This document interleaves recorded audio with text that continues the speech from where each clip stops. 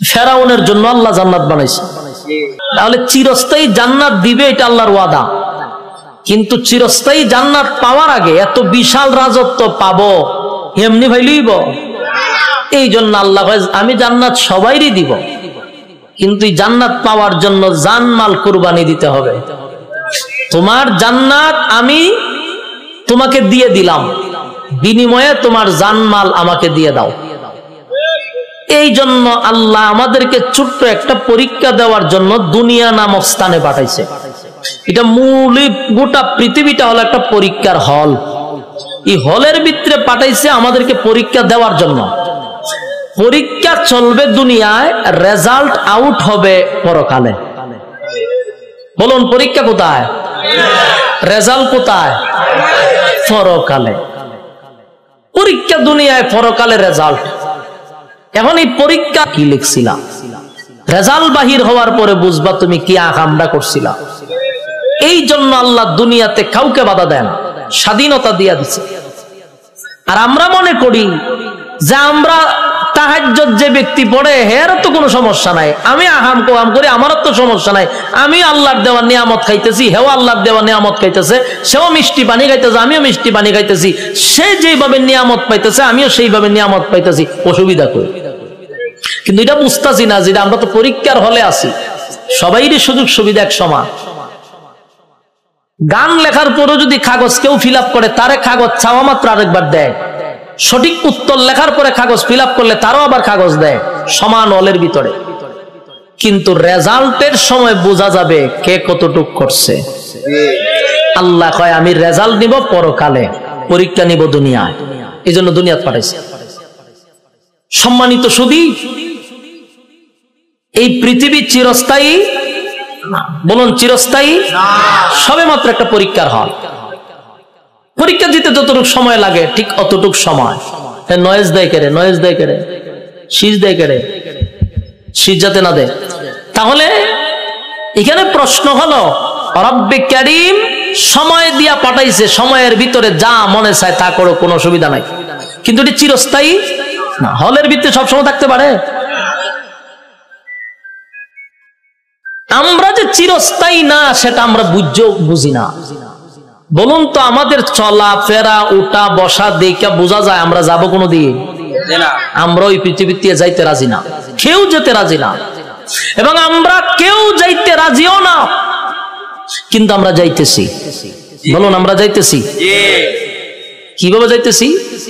আমি আপনাদের এই গ্রামের একজনকে আমার গাড়ির মধ্যে মনে করেন ঠাইনা জোর কইরা তুলছি, তোলার পরে ড্রাইভাররা কইলাম হেরে লইয়া আমার গাড়ির ভার্সল, গাড়ির ড্রাইভারও সাইরা দিছে। মানে আপনারা এলাকার লোক গাড়ির গ্লাস খুললে চিল্লাইতে যে আমি যাব না, যাব না, যাব না। বলুন তো দেখি হে কি কয়? যাব না। যাইতেছে নি? হে যায় না গাড়ি যায়? গাড়ি যায়, কিন্তু এ কি কয়? যাব না, কিন্তু গাড়ি যাইতেছে। ঠিক তেমনি ভাবে আমরা দুনিয়াতে আইসা বলি যাব না, যাব না, যাব না, কিন্তু প্রতি সেকেন্ডে আমাদের হায়াতের গাড়ি যাইতেছে। এখানে যে বৈশা রয়েছেন, হায়াতের গাড়ি চলতেছে, প্রতি সেকেন্ডে চলতেছে। শ্বাসতলে বসে রয়েছেন, গাড়ি চলতেছে। সিনেমা হলে বসে রয়েছেন, গাড়ি চলতেছে। কাবার সামনে বসে রয়েছেন, গাড়ি চলতেছে। যেখানেই যান, জেনার মধ্যে থাকেন, গাড়ি চলতেছে। তাহাজ্জুদে থাকেন, গাড়ি চলতেছে। সব জায়গায় আপনার হায়াতের গাড়ি চলতেছে। কিন্তু আপনি বলেন যাবেন না, আপনি যাবেন না মুখ দিয়া বলেন, কিন্তু আপনার গাড়ি তো চলতেছে। বিষয়টা আমাদের খুব ভালো করে বোঝা দরকার। এই দুনিয়াত কেউ চিরস্থায়ী নয়। আমার আগে কেউ থাকতে পারছে? এই জন্য কবি বলেন, আমার আগে এই বাড়িতে বাস করেছে অনেক জন, তারাও গেছে আমিও যাব, রইব না আর বেশিক্ষণ। তারাও গেছে আমিও যাব, রইব না আর বেশিক্ষণ, থাকবো না।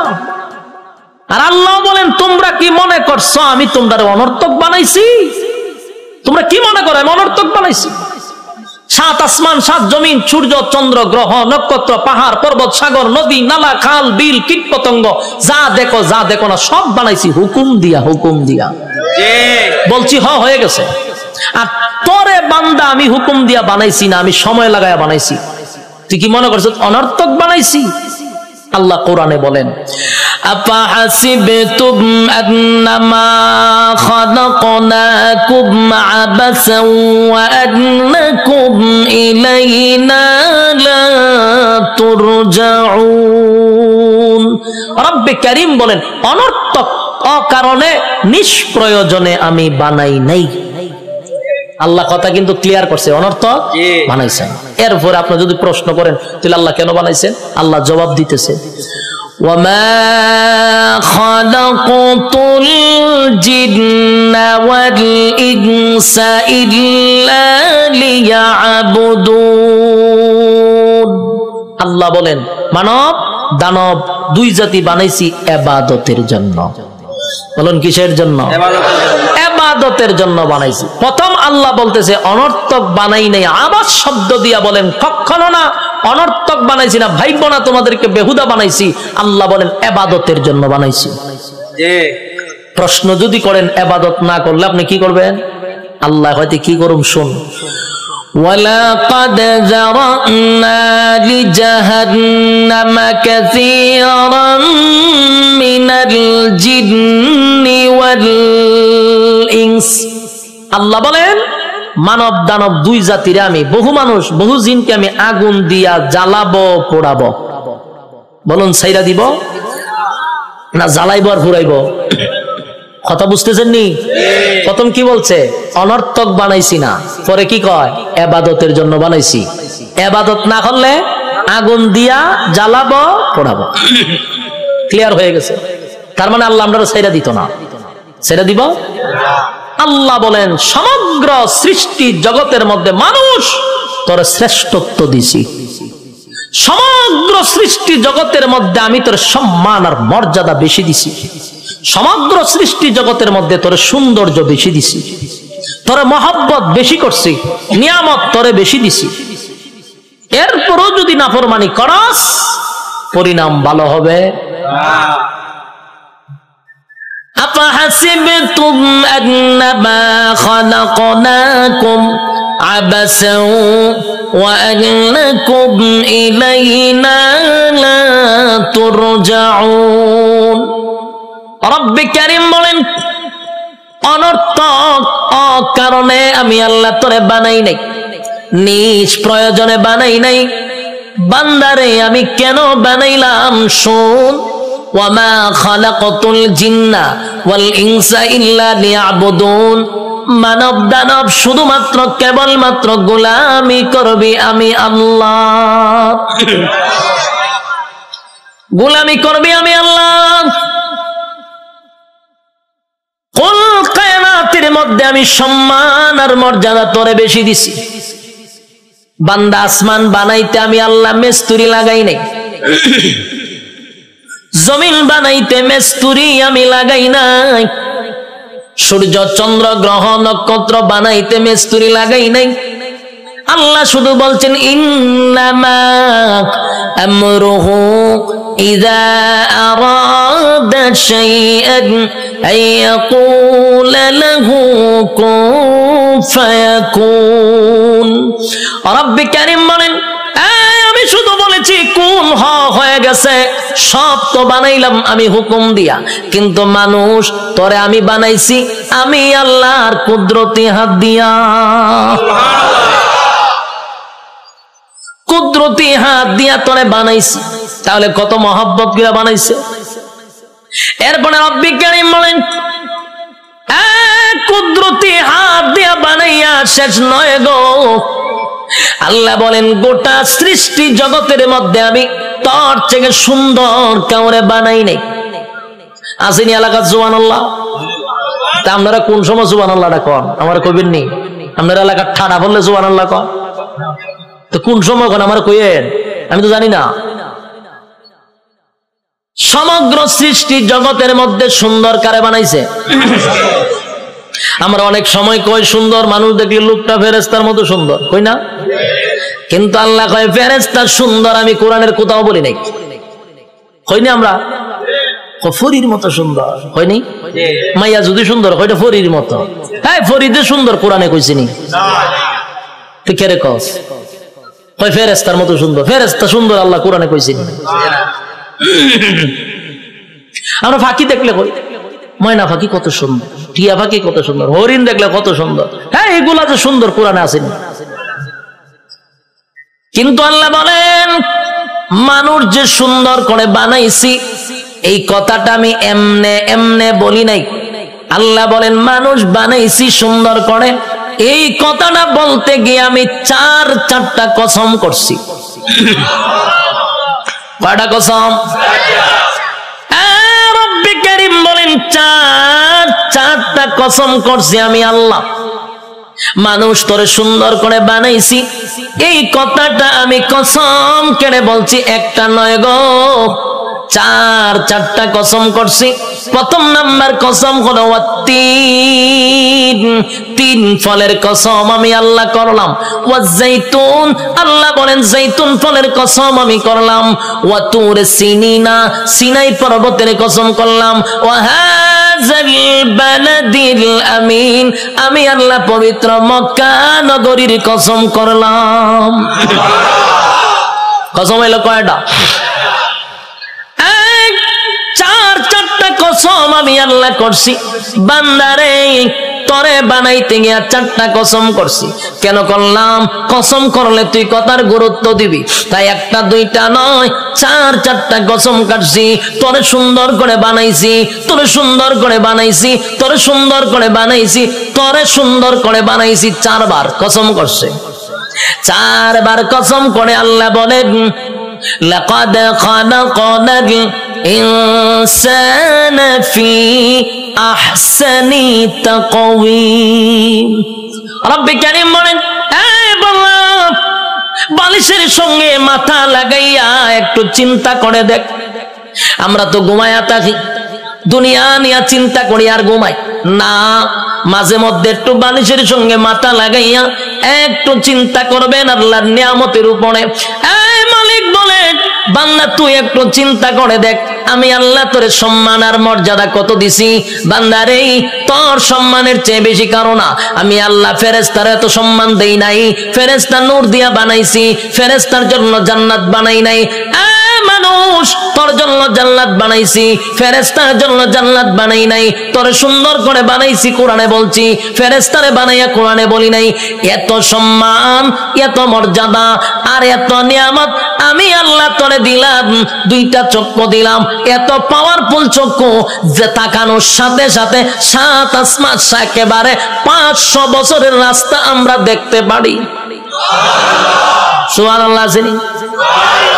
এখান থেকে তাকাইলে যে আমরা নীল আকাশ তারকা দেখি, তারকা প্রায় 200-300 বছরের রাস্তা। সুবহানাল্লাহ।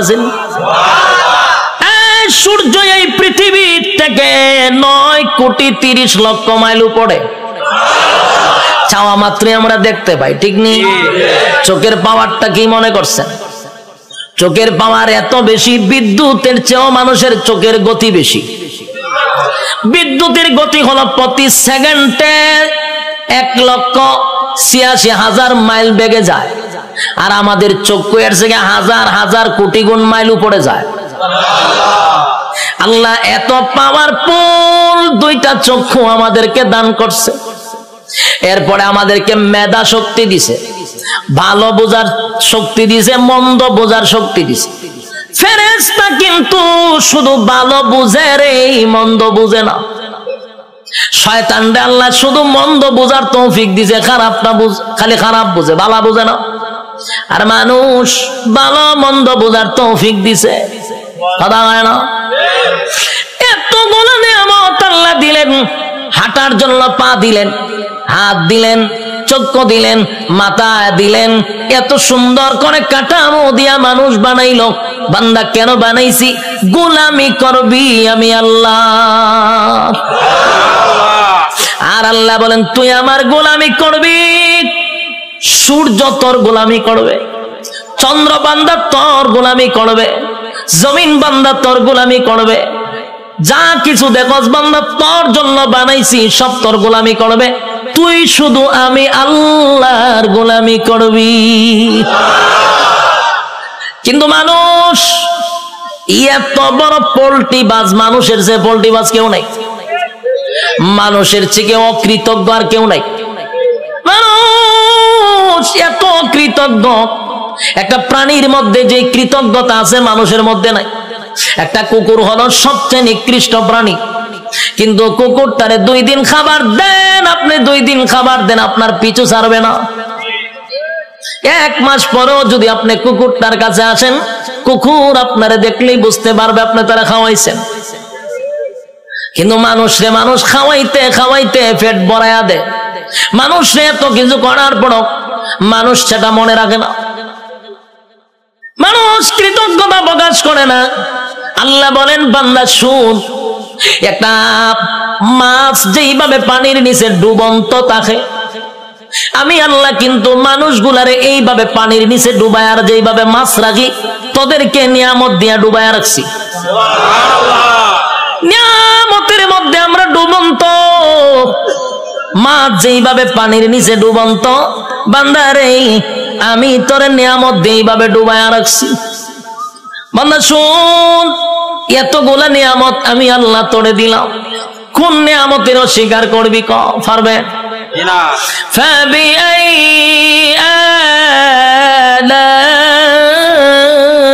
আলাই রাব্বিকুমা তুকাযিবান।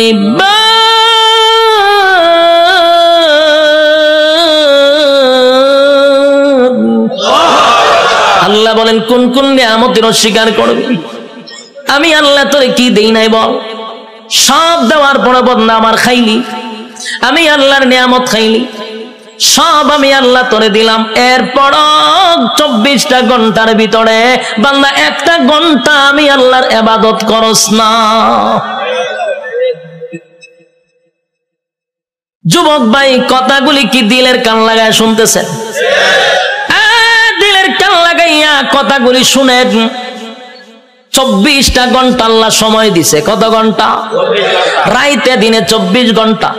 দিলের মধ্যে একটু প্রশ্ন করেন তো দেখি, 24টা ঘন্টার ভিতরে আল্লাহ তো দিল আমরা 24 ঘন্টা।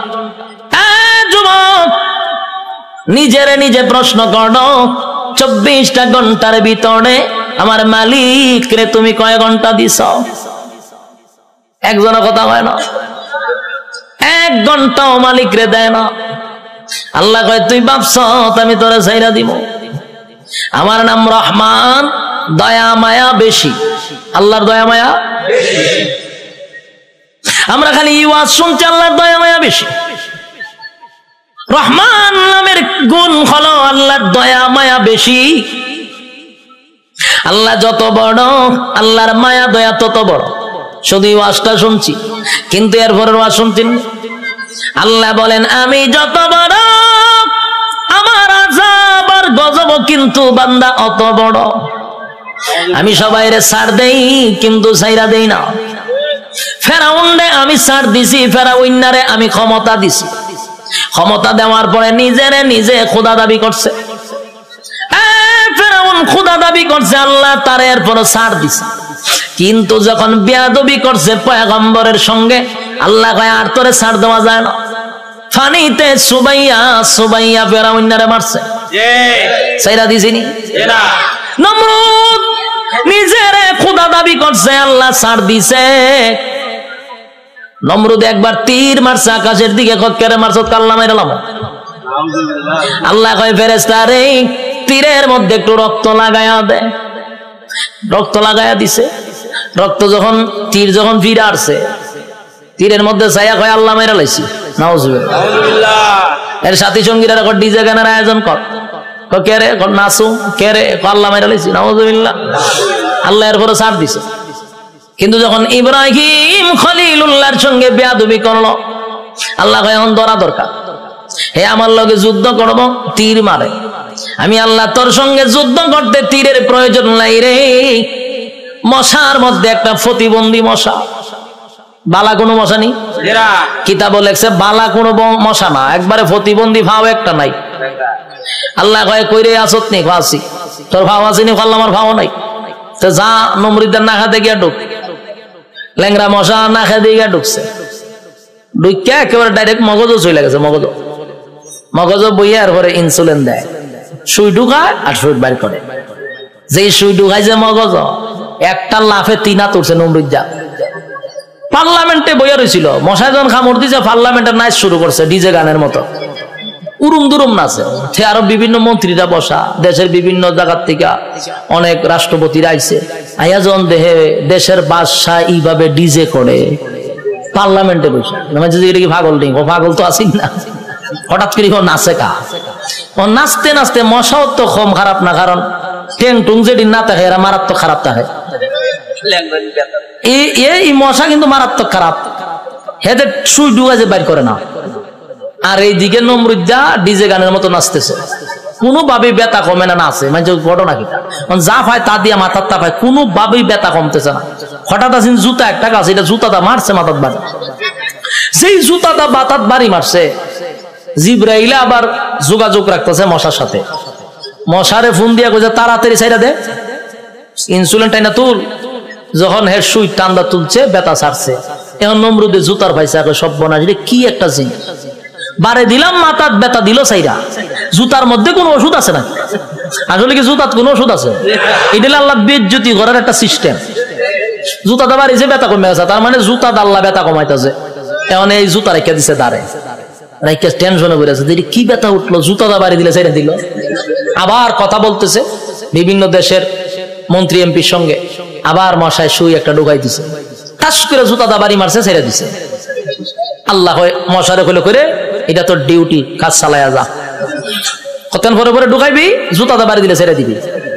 মশা কতক্ষণ পরে ঢুকায়, জুতাটা বাড়ি দেওয়ার বাই গেলা, আবার ঢুকায়, জুতাটা বাড়ি দেবাই গেলা। এই হইল জুতার বাড়ি শুরু। তখন নমরুদ্দা একা একা জুতাটা কত বাইরিত, হাতে ব্যথা ধরে লায়। তাই একজন লোক রাখছে, ধরে মাসে এত টাকা বেতন দিমু, এদিকে চাকরি কি দেখো জুতা দেখালে ভিডানি তাও খারে দেশের বাদশারে। এইরকম যদি আমার নিত, আমি তো বললাম টেকা টোকা লাগতো না, আমি খালি জুতাটা ভিডামো আপনার, আমার টেকা দেওয়া লাগতো না। বাস্তব নেই? দেশের একজন বাদশা যদি হয় আমার জুতাটা ফিডাইবা, আমার কি বেতন লাগবো না? আমার মনের ভিতরে যত জিদ আসিন সব মিলামো একটা বাড়ির সাথে, ঠিক নেই? জুতা দেখ একটা বাড়ি দিমার ঘুমায় আনে, এটা অত সালের একটা জুতার বাড়ি। দ্বিতীয় বাড়ি দেখো, এটা অত সালের একটা বাড়ি। এক সালে এক যন্ত্রণা বুক করছে, আর তোর জুতাটা বাইরিতেছি, টেহারা হম নেই। এই লোক হয় যে আমি বাসার জুতাটা বাইরামো, আমার টেকার দরকার নাই, আপনি আমার চাকরিটা দেন। চাকরি দিছে, এখন পার্লামেন্টে বেশা বৈশা কথাবার্তা বলতেছে, যখন মশা কামড় আলী ইশারা দেয় তাড়াতাড়ি দে, পাশে জুতাটা ঠাস করে পিছন দিয়ে বাড়ি মারে। দেশের মানুষ বিভিন্ন দেশ থেকে আসে, আইসা কয় যেই বাসার ইজ্জত নাই, মানছে তারা জুতাটা বাইরা, এর সাথে আবার কি এর বৈঠক হঠাৎ থেকে এটা ভাগল, এখান থেকে এক বেজ্জতি। তো জুতাটা বাইরিতে বাড়িতে প্রথম তো শখে শখে জুতাটা বাইরেছিল, ঠিক না? জুতাটা যে বাইরেছে প্রথম তো শখেই বাইরেছে, আনন্দে বাইরেছে, কিন্তু বাইরিতে বাইরিতে তখন তো বেচারার বিরক্ত হয়ে পড়ছে। কত বাইরিত, খানা খাইতে পারে না, ঘুমাইতে পারে না, বাথরুমও যাইতে পারে না, খালি বাইরা। এই বেচারা হয়েছে বিরক্ত, এমন অবস্থা হয়েছে এখন জুতাটা বাইরানি লাগে হতান পরে পরে। বাথরুমে গেছে, একটা বাথরুম করতে গেন টাইম নাই না, জুতাটা বাড়ি দেয়, সে বিপদ করছে না, খানা খাইতে পারে না। এই বেচারা কয় এর যদি আমি জুতাটা বাইরিতে থাকি আমি এমনি মরে যাবো, খাওয়ার নাই ঘুম নাই তো আমার মরণ হয়, তে একবার এর মাইরি মরে যাই। এখন হে কইল সিদ্ধান্ত নিয়েছে না, এমন মরম চাকরি না করলে আমার গরদান যাইব, আর আমি যদি চাকরি করতে তাই আমি এমনি মরে যাবো, তে এক বালা হেরে মাইরা মরে যাই। তখন একদিন জুতার বদলা বড় একটা মুগুর লইছে, আমরা এটা কি তা কই মুগুর কইনি, মুগুর লইছে একটা, লইয়া পিছে বইয়া রইছে। যখন জুতাটা বাড়ি দে, তখন মুগুর লইয়া যৎকান শরীরে শক্তি আসিন, একটা বাড়ি দিছে, মাথার 2 ভাগ হয়ে যা। ল্যাংরা মশা যে মাথার ধরেছিল, ছায়া দেয় ছাদ নাই, ছাদ নাই, মশায় চিন্তা করবো যেরকম একটা নোংরা পরিবেশে আর বন যায়, মশা গেছে। নমরুদ্দা শেষ নি, কার সাথে পাল্লা লইছিল? আল্লাহ মারছে কেমনে? জুতা দা ফিডাইয়া মারছে। এই জন্য আল্লাহ ছাড় দেয়, ছেড়ে দেয় না। বুঝসারে চিনেন না আপনারা? এখানে যারা বয়স 30 আছে এরা বুঝসারে চিনব। ডব্লিউ বুশ হে কিন্তু কম করছে না, এইটা আমরা দেখছি। হে অনেক মুসলমানের রক্ত দিয়া গোসল করছে, হে কম করে নাই। শেষে আল্লাহ হেরও কিন্তু সাংবাদিকের জুতাদা ফিটাইছে। এক সাংবাদিকের জুতা দাবি মারছে, আর এই জুতার দাম অনেক হয়ে গেছে, মিডিয়ন জাদুঘর আছে। আল্লাহর মায়ের আস্তে আস্তে ছাড় দেয় ছেড়ে। যারা জুলুম করতেছেন, যারা জুলুমের মধ্যে আছেন, যাই না রাখেন জুলুমের শেষ আছে। যারা জুলুম করে তাদের দুইটা শাস্তি, একটা দুনিয়ায় একটা পরকালে। দুনিয়ায় ততক্ষণ না পর্যন্ত আপনার মৃত্যু দিবে না যতক্ষণ আপনাকে দুনিয়াতে আল্লাহ চরম পর্যায়ের বেজ্জতি না করবে। চরম পর্যায়ের বেজ্জতি করার পর আপনার মৌত দিবে আল্লাহ। এরপরে পরকালে তো আছে কুবা শামসুর মতো, ইচ্ছা মতো কুবাইব। বাস্তব না বাস্তব? সাইজ কিন্তু আল্লাহ ছেড়ে দিত না, জনমের সাইজ করবো। এই জন্য যারা জুলুম করেন স্পষ্ট শুনে রাখেন, প্রথম নাম্বার কথা হলো ততক্ষণ না মরবেন না যতক্ষণ আপনার আল্লাহ দুনিয়াতে চরম পর্যায়ের বেজ্জতি না করবে, অপমান করবে। এরপরে মৃত্যু দিবে, আর পরকালে তা আছে ওয়াং সাং সুচি কি তাই ইজ্জতে আসেনি, তাইরে জনমের দেওয়া দিতাছে। এখন বন্দি করে রাখছে, পারমার মুসলমানের রক্ত খাইছিল না, তাই রক্ত চুষা খাইতেছে। আরো বেজ্জতি হইব, আরো দেখবেন সামনে, অপেক্ষায় থাকেন। বাকিটা দেখার বয়স আপনারা রয়েছে, আল্লাহ দেখাইব। আল্লাহ বলেন ছাড় দেই কিন্তু ছেড়ে দেই না। আমি যখন ছাড় দেই বুঝিস না আমি তোরে ছাইরা দিছি। ধরব যেদিন আমি আল্লাহ ধরব, জনমের ধরা ধরব, পৃথিবীর কেউ তোরে রক্ষা করতে পারবে না। আমি আল্লাহর নিয়ামত খাইয়া আমি আল্লাহর নাফরমানি করস, ছাইরা দিব না, কিন্তু জনমের ধরা ধরব। যুবক ভাই, আমি আপনাদের উদ্দেশ্যে বলতে চাই, আল্লাহর দেওয়া নিয়ামত খাইয়া, নিয়ামত খাওয়ার পরে যে আল্লাহর নাফরমানি করতেছি, রাইতে দিনে 24 ঘন্টা পাইয়াও 1টা ঘন্টা আল্লাহর দেই না। ইমাম সাহেব যদি বলে আসেন না একটু নামাজে যায়, উত্তর দেয় হুজুর নামাজের সময় নাই। যদি কয় আসেন না মাহফিলে যাই, আমার সময় নাই।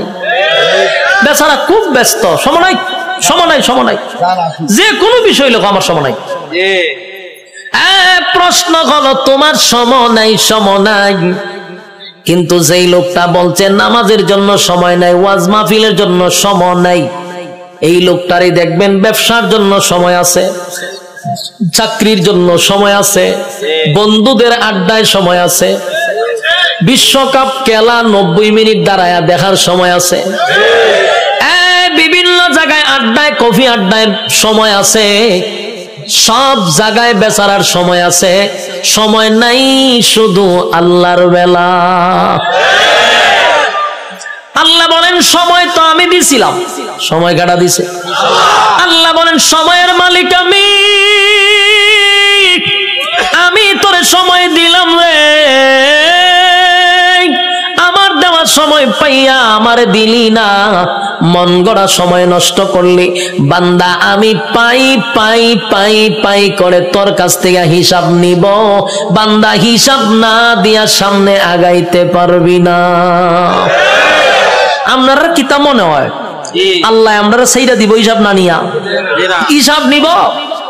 আগেই বলছি অতগুলা নিয়ামত আল্লাহ আমরা দিছে, এমনে ছেড়ে দিত না, হিসাব না নিয়া। কথা কয় না? একটা এক্সাম্পল দিই, সহজে বুঝতে পারবেন। আপনারা মনে করেন চরপেশন সবচেয়ে ভালো হোটেল, সেখানে মনে করেন একজন লোক ঢুকছে খানা খাওয়ার জন্য, একজন লোক ঢুকছে, ঢুইকা যারে অর্ডার দেয় তার নাম কি? মেসিয়ার। মেসিয়ার কইলো ভাই খানা নিয়ে আয়, কি আছে? তো দেখবেন মেসিয়ারের একটা অভ্যাস হলো একটা না 50টা নাম কইব। গুড়া মাছ আছে, বড় মাছ আছে, উইল মাছ আছে, তারপরে আপনার গরু আছে, ছাগল আছে, কতটা হয় না? আমি অনেক সময় কিচ্ছু বুঝি না, চাই তাই একটা না হয়, আমি ভাই হাফিজি পড়া লাগতো না, তুই আস্তে আস্তে একটা একটা করে ওদিকে আমি খাইতাম আমি জায়গা এত নাম কয়, একটাও একটা হয় না, লাস্ট হলে গুরুরা ইয়াদ আছে। তো এই লোকজন এতগুলা নাম কইছে, চিন্তা করলো এতগুলা নাম কইছে কোনটা কম কয়, আচ্ছা সব লইয়া যা।